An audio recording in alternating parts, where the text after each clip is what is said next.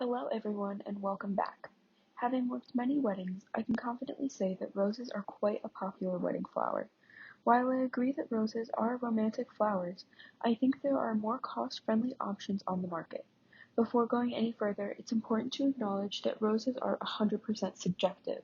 While I'm going to try and make other flowers sound more romantic or give you more bang for your buck, you cannot persuade memories. People have certain attachments and stories associated with flowers. The base wholesale cost of all flowers, but roses specifically, has risen quite a bit in the last 2 years. On top of that, florists will add costs to flowers because of labor when having to clean and prepare them for your arrangements. Roses often have their heads fall off during the cleaning process, as seen on your left. This happens due to them being extremely top-heavy. They require lots of attention and time to make sure you, the florist, are not wasting money. On your right, you see someone stripping thorns off a rose stem. This is a very time-consuming job and another factor for increased price.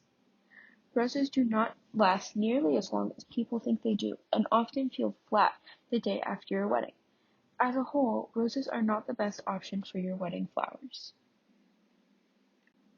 Roses also attract many different pests that can cause havoc on not just the roses themselves but many other flowers.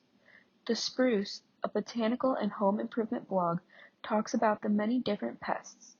For example, aphids, rose curriculos, pear slugs, and thrips. Aphids, as seen on the left, are pear-shaped insects. They can quickly multiply and cause the rose to become brittle and yellow in color. Rose curriculos, as seen on the right, lay their eggs within rosebuds. This creates holes in the petals when the flower opens.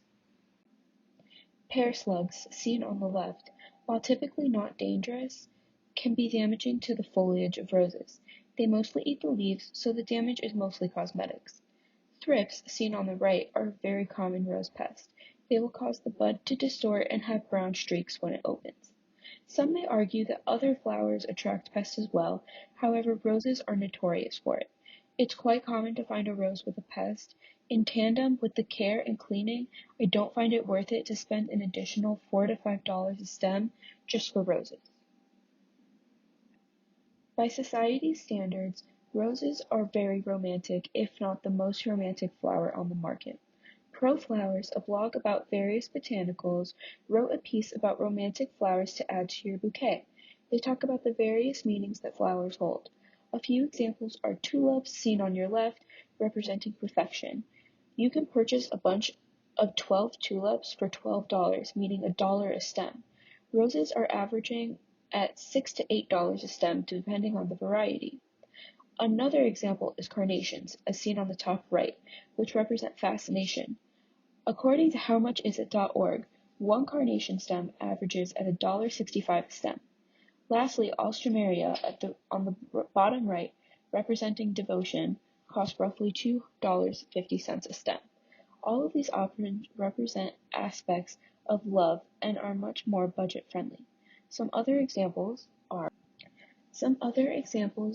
hydrangeas, as seen on the left, representing togetherness, gardenias on the bottom right, representing hope, and sunflowers on the top right, representing adoration. In conclusion, there are more affordable, romantic floral options for your wedding. Roses, while beautiful, attract many pests and are very expensive and require lots of upkeep from not only the florist but the customer themselves.